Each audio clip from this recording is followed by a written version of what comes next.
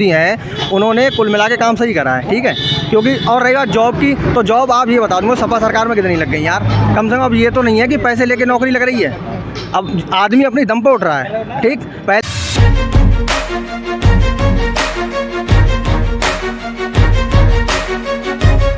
वास्तव आप सभी का स्वागत करता हूं आपके परिवार ज़मीनी हकीकत शून्य से शिखर तक। आज हम लोग आ चुके हैं फरीदपुर विधानसभा में और ये गांव लगता है लौंगपुर। और आज मैं आपको ऐसी शख्सियत से मिलवाना चाहता हूं जो कि आम आदमी पार्टी बरेली से माइनॉरिटी विंग के जिलाध्यक्ष हैं। ज़्यादा देर ना करते हुए मैं उन्हीं से मुलाकात करवाता हूँ आपकी। सर, बहुत बहुत स्वागत है हमारे परिवार ज़मीनी हकीकत में आपका। पहले तो आपका शुभ नाम जानना चाहूँगा। मेरा नाम बाहिद अंसारी है, माइनॉरिटी विंग जिलाध्यक्ष आम आदमी पार्टी बरेली से। तो सर, पहले तो हमें ये अवगत कराइए कि आम आदमी पार्टी, जैसा कि अभी विधानसभा के इलेक्शन हुए हैं, तो वहाँ पर क्या स्थिति रही थी आपकी, उसको कैसे आप मेंटेन करके ले जाएंगे? देखिए, मैं आपको बताना चाहूँगा कि विधानसभा में जो स्थिति थी बहुत बेहतर स्थिति थी। और हमारी यूपी में जितनी भी 400 सीटें हैं, जितनी भी सीटें हैं सारी सीटों पे हमारे सारे प्रत्याशी लड़े थे और अच्छी पोजीशन रही थी। बाकी हम अब ये नगर निगम चुनाव जो आ रहे हैं हम उसमें पूरे दमखम से लड़ रहे हैं और सारे प्रत्याशी अपने उतारेंगे इसमें।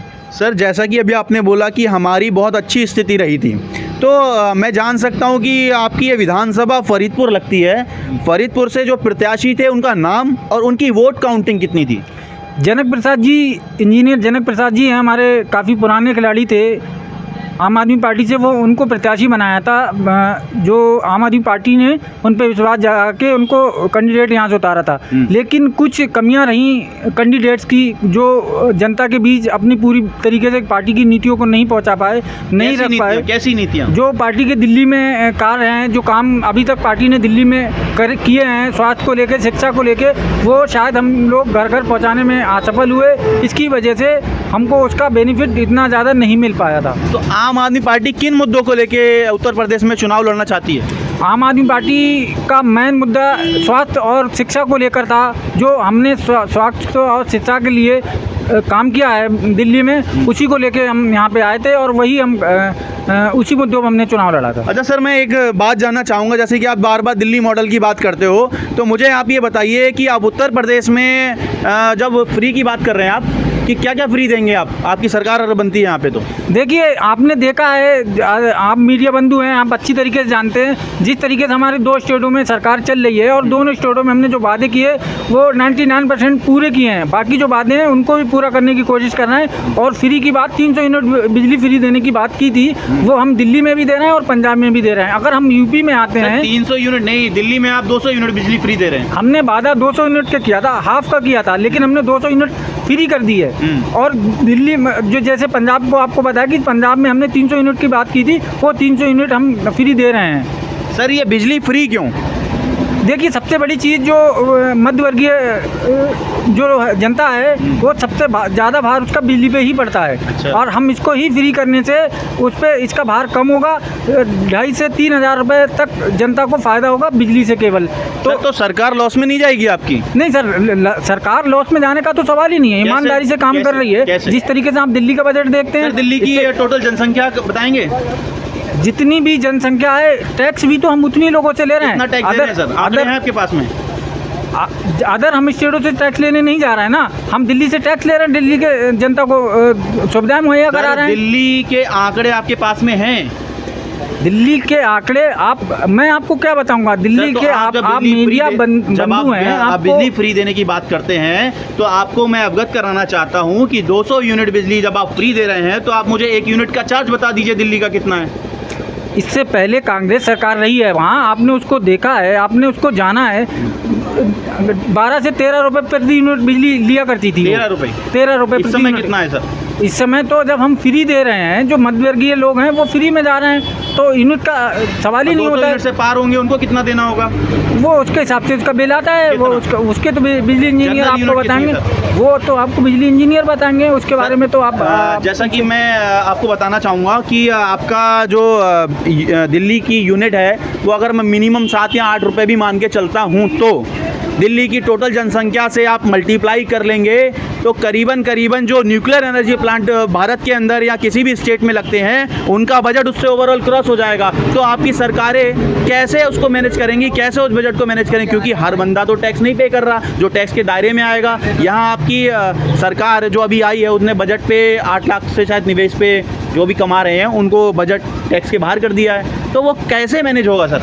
देखिए, इंडस्ट्रियल एरिया है दिल्ली में, ज़्यादातर तो फैक्ट्रियाँ हैं। फैक्ट्री से हम लोग टैक्स जिस तरीके से बनता है वो लेते हैं, उसके हिसाब से हम उनको वहाँ की जनता को सुविधा देते हैं। और जो मिल रही है आप जाके देख लिए, आप मीडिया बंधु हैं, आपको खुद पता होगा, आपको जानकारी है चीज़ की। बिल्कुल सही बात आपकी है, लेकिन आप मुझे ये बताइए कि जितना आपकी टोटल जो दिल्ली की जनसंख्या है उसको एक यूनिट से आप मल्टीप्लाई करेंगे तो वो बजट इतना ज़्यादा चला जाएगा कि उसको आप अगर फ्री करेंगे तो सरकार जो और योजनाएं आएंगी उनको कैसे चलाएंगी? जितनी भी योजनाएं आई हैं वो धरातल पे उतरी हुई हैं। आप देख लीजिए, आपको पता है शिक्षा पे हम लोग काम कर रहे हैं। शिक्षा जिस तरीके से जिस मॉडल पे काम किया आपने देखा है, नए स्कूल बनाए हैं हमने, और जो वहाँ की जनता को फ्री बस सेवा दी है तो वो बजट से ही तो दी है। अगर घाटे में जाएगा तो फिर हमारा इतना क्यों? तो सर अच्छा है जैसा कि आप से मैं जानने का प्रयास कर रहा था कि दिल्ली में आप जो सर्विसेज फ्री दे रहे हैं वो यूपी में कैसे उतारेंगे, क्योंकि दिल्ली एक राजधानी है हमारे देश की और वहाँ पर जो मोस्टली पीपल्स जो भी लोग आते हैं वो माइग्रेट करके आते हैं जॉब करने, तो वो वहाँ दिल्ली के स्थानीय लोग नहीं हैं और वहाँ पढ़े लिखे लोग हैं। तो दिल्ली की जनता वहाँ पर ऑलरेडी बहुत ज़्यादा डेवलपमेंट है। उत्तर प्रदेश एक बहुत जनसंख्या वाला प्रदेश है और यहाँ पर आप उन योजनाओं को अपनी कैसे उतारेंगे? देखिए, मैं इस बारे में आपको पहले भी बता चुका हूँ, जिस तरीके से यहाँ अगर पॉपुलेशन ज़्यादा है, जनसंख्या ज़्यादा है, तो यहाँ ज़्यादा टैक्स भी तो रहेगा। जिस तरीके से टैक्स रहेगा उसी तरीके से हम सुविधाएं देंगे। और हमने पंजाब में दिया है, वो तो राजधानी नहीं है। अगर आप बात करें, उत्तर प्रदेश की टोटल जनसंख्या कितनी है? जितनी भी जनसंख्या है, 402 विधायक बनते हैं इतनी जनसंख्याओं में, तो जितनी भी जनसंख्या है उसी हिसाब से हम उनका टैक्स आएगा, उसी हिसाब से वहाँ इनका सुविधा दी जाएगी। सर माफ़ी चाहूँगा, लेकिन आपसे एक और क्वेश्चन मैं करना चाहूँगा। आपके मुखिया माननीय अरविंद केजरीवाल जी का एक बड़ा बयान था कि आपके जो नोट हैं और सिक्के हैं उस पर लक्ष्मी गणेश जी की प्रतिमा होनी चाहिए। वो किस हद तक सही है, आप उसको थोड़ा समझाने का प्रयास करें।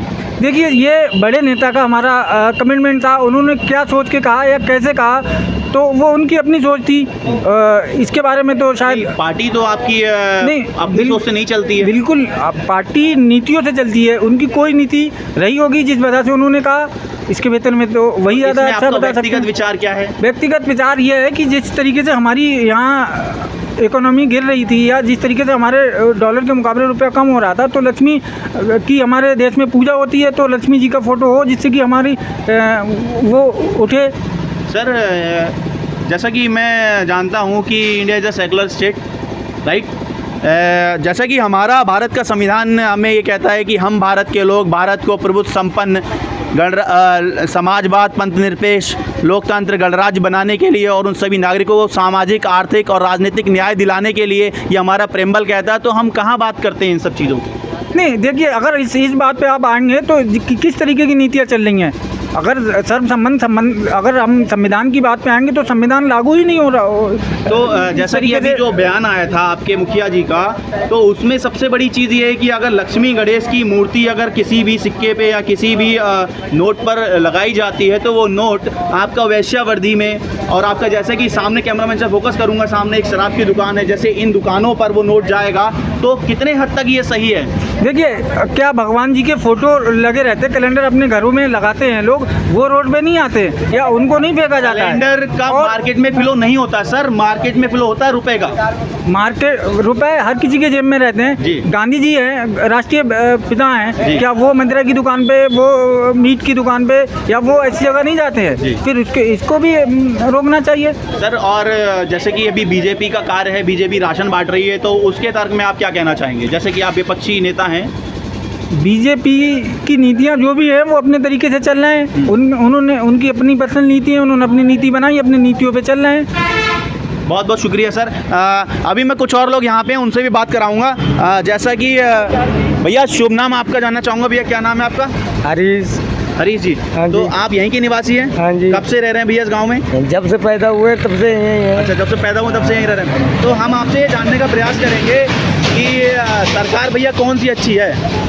जो अच्छा काम करे वही अच्छी है। अच्छा, हमारा अभी जो मोदी देखो भी काम कर रहे हैं मौजूदा अच्छा। जो सरकार है उसने आपको क्या क्या फायदे दिए? वो बहुत सारा कुछ फायदा दे रही है। क्या क्या फायदे? सारा गल्ला फ्री करवा रही है। अच्छा। सबका कृषि कार्ड, जमीन पे पैसे, वो सारा कुछ फ्री कर रही है। वो हमें मालूम है, सब कुछ दे रही है। अच्छा, राष्ट्र देश की इकोनॉमी बढ़ा रहे हैं, आपके मुंह से बदबू आ रही है। हाँ, जाओ पर दिल्ली तरह टैक्स कम करो अच्छा, जा। अच्छा, ठीक है। और लोग हमारे साथ में हैं, जानना चाहेंगे। भैया नमस्कार, बहुत बहुत स्वागत है हमारे परिवार ज़मीनी हकीकत में आपका। पहले तो अपना शुभ नाम बताएंगे। मनोज सिंह तोमर।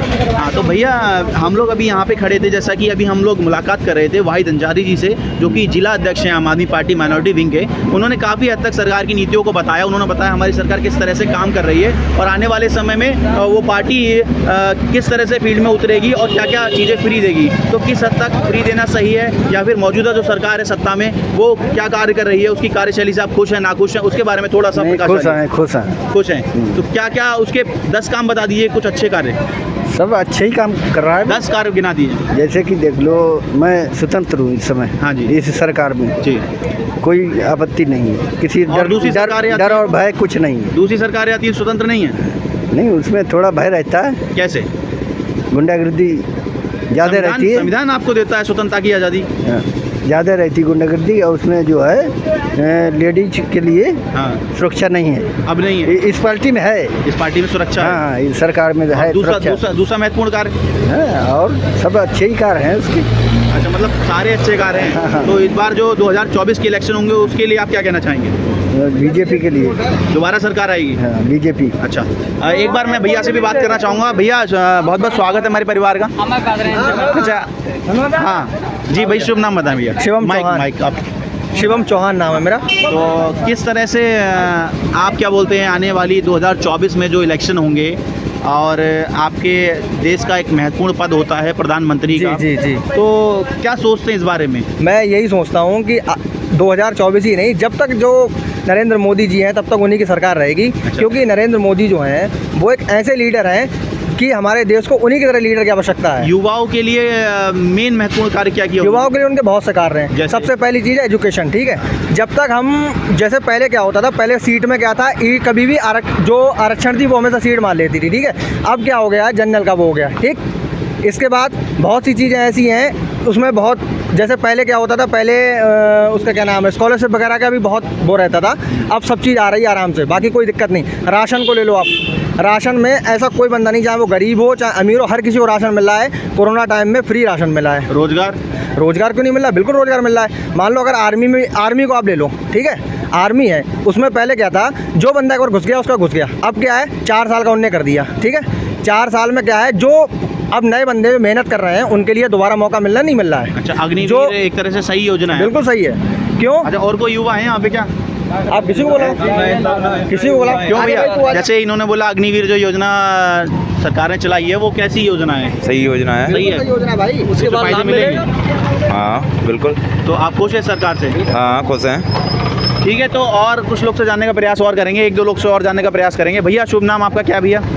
शैलेंद्र प्रताप जी। हाँ, जैसा कि हम लोग आपके गांव में आए हैं जी, जी। और हम ये जानने का प्रयास कर रहे हैं कि 2024 में जी, जो कि एक महत्वपूर्ण पद होता है, माननीय प्रधानमंत्री जी का पद होता है, जी, जी। ठीक है, तो वो किस तरह से आप देखते हैं कि किस तरह से सत्ता में पार्टी है, वो किस तरह से उसकी कार्यशैली है, क्या अच्छा कार्य कर रही है, क्या गलत कार्य कर रही है, तो उसके बारे में थोड़ा सा बताने का प्रयास करेंगे हमारी जनता को। जी, इस समय जो पार्टी सत्ता में है जी। इसका काम बेहतर चल रहा है। बेहतर चल रहा है। इसके अलावा और किसी को जी जी, बहुत बहुत शुक्रिया। जैसा कि हम फिर से एक बार जिला अध्यक्ष जी आम आदमी पार्टी के पास पहुंचेंगे। सर, जैसा कि अभी बहुत सारे लोगों से हमने बात की और सारे लोगों का कहना ये है कि ये जो सरकार सत्ता में है वो बहुत अच्छा कार्य कर रही है, तो फिर आप कैसे धरातल पे उतरेंगे? देखिए, ये इन लोगों की अपनी समझ है, अपनी तरीके से अच्छा कह रहे हैं। ये इनको कहीं ना कहीं कुछ ना कुछ बेनिफिट मिला होगा उससे, तो अब ये चीज़ें कह रहे हैं, बढ़िया बात है। लेकिन हम अपनी नीतियाँ इनके पास लेके जाएंगे, इनको अपनी नीतियों के बारे में बताएंगे। अगर इनको लगता है कि हमारी नीति ये मौजूदा सरकार से बेहतर है तो ये हमारे साथ आ जाएंगे, इनका स्वागत है हमारे साथ। अच्छा, जैसे आप कैमरामैन से गुजारिश करूँगा, फोकस करूँगा, गड्ढे हैं बिल्कुल एकदम, यहाँ पे ब्रेकर होने चाहिए थे। अच्छा आप बताइए, आम आदमी पार्टी क्या सही नहीं है? जरा आम आदमी पार्टी भाई मेरी नज़रों में सही नहीं है। कैसे भी? ऐसा है आम आदमी पार्टी का भैया, ऐसा कोई काम मेरे हिसाब से तो नहीं। बिजली फ्री करना कोई बहुत बड़ी डील नहीं और सरकार है। ने वो तो अगर मान लो मोदी कर भी दे बिजली फ्री, ठीक, उससे क्या हो जाएगा? देश का विकास हो गया? कोई विकास नहीं हो सकता है। सबसे मेन चीज़ क्या है? हमारी जीडीपी, ठीक है। पाकिस्तान की हालत देख लो, इमरान खान भैया रहे थे, उन्होंने क्या कर लिया? पाकिस्तान डूब गई। गेहूँ मिल रहा 100 रुपये किलो, सब्जी खाने को भूख मर रहे हैं। भारत जो है वो बहुत अच्छी जगह पर अपना काम कर रही है, अपना जो आर्मी है उसको मजबूत कर रही है। आम आदमी पार्टी तो आरोप लगाती है कि ये बीजेपी सरकार धर्म की राजनीति करती है। भाई ऐसा है, जो आरोप लगाने का मतलब ऐसा होता है जब खुद के घर में अनाज नहीं है, दूसरे पे लगा रहे हो आरोप, तो वो चीज़ कोई फ़ायदा नहीं है। वो उन्होंने करा तो कुछ है नहीं, बस एक ही चीज़ को लेकर बैठ जाते हैं कि आम आदमी पार्टी जो बहुत अच्छी है। अरे कुछ दिखाओ भी तो यार, अच्छा क्या है ये तो बताओ। चाहेंगे ये देखना नहीं चाह रहे तो फिर इसमें कहने की बात ही नहीं है। मतलब जिस तरीके की बात हो रही है यार, कौन सा चश्मा लगा के दिखाई देगा मतलब भाई? आप अपने चश्मे की बात करिए। हम लोग अभी पर्सनल उसमें नहीं है, हम लोग एक इवेंट में हैं। सबसे मेन चीज़ आपको ये बताएं, जिस तरीके से बस फ्री की हुई है, वहाँ बिजली फ्री की हुई है, स्वास्थ्य के मामले में कितने अच्छे चल रहा है। और जिस तरीके से दिल्ली एम्स के अंदर एक भी ऐसी सीट नहीं है जो मिल जाती है गरीब आदमी को। सिफारिश लेके लग जाओ, उससे क्या फायदा यार? अगला बंदा मर रहा है, कितनी चोरी हो रही है, क्या कर लोगे? अब आपने कह लिया, अब आपको यही पता नहीं कि एम्स किसके अधीन आता है, केंद्र सरकार के अधीन आता है, तो उसमें हम क्या करेंगे? जो हमारे नहीं, आप दिल्ली में दिल्ली में आप मुझे बताओ। मैं आपसे जानना चाहूँगा, बरेली के आप अंदर रहते हैं, जिला बरेली लगता है, ये बरेली की कुल जनसंख्या कितनी है? बरेली की जनसंख्या मुझे नहीं पता, क्यों ऐसा क्या उसका पता आपने मुझे। कितनी पढ़ाई की है भैया? मैंने एमकॉम कर रखा है। एमकॉम किया है? एमकॉम किया है, तो आप बताइए एमकॉम करने के बाद आपको कौन सी जॉब अभी प्राप्त हुई है? मैं अभी बिजनेस कर रहा हूँ अपना, बिजनेस कर रहे हैं? गारमेंट्स की शॉप है मेरी जी, गारमेंट्स की शॉप है मेरी जी। तो किन मुद्दों को आपको लेकर आप कह रहे हैं कि आम आदमी पार्टी सही काम नहीं कर रही है? कोई भैया आम आदमी पार्टी सही इसलिए नहीं कर रही है, मेरा कोई ये नहीं है कि आम आदमी पार्टी नहीं सही कर रही, पर मेरे हिसाब से जो नरेंद्र मोदी हैं उन्होंने कुल मिला के काम सही करा है, ठीक है। क्योंकि और रही बात जॉब की, तो जॉब आप ये बता दूँगा सपा सरकार में कितनी लग गई यार?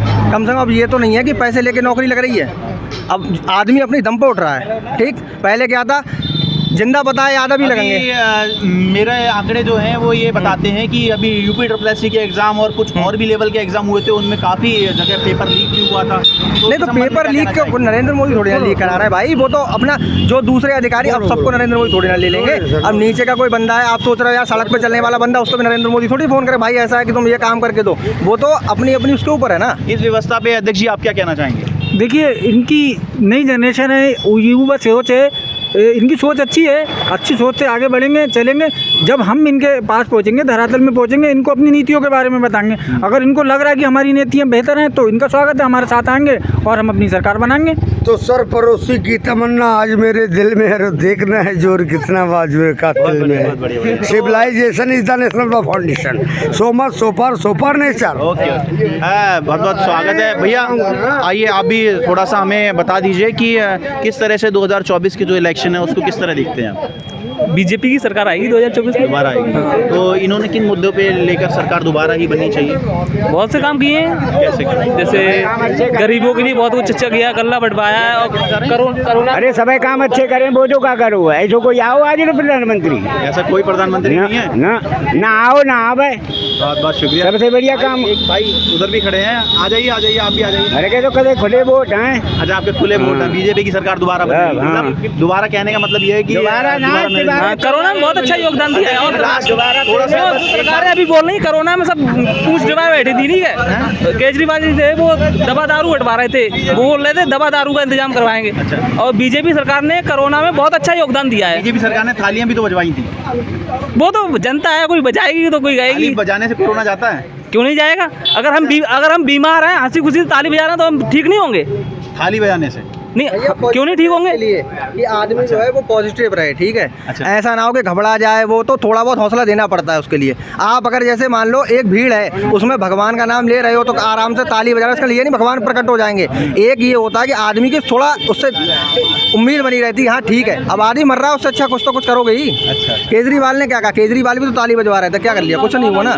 वो तो भीड़ लगवा रहे हैं इधर उधर, भाई भीड़ लगा लो, उससे कुछ थोड़ी ना हो जाएगा। फिर बहुत बहुत शुक्रिया आपका, बहुत बहुत शुक्रिया। जैसा कि आप लोग लोगों ने देखा जनता की अपनी अलग अलग राय है और हम यहाँ पे जिला अध्यक्ष जो आम आदमी पार्टी के थे वाहिद अंसारी जी, उनसे मिलने आए थे और यहाँ की जो लोकल की जनता है उनका कहना ये है कि दोबारा बीजेपी की सरकार आएगी। बहुत ऐसे काम किए उन्होंने जो सरकार दोबारा बननी चाहिए, बहुत सारे ऐसे मुद्दे हैं उनके पास में कि सरकार दोबारा आनी चाहिए। बने रहिए मेरे साथ में, मैं दीपक श्रीवास्तव, कैमरामैन शोएब के साथ में। जय हिंद, जय भारत।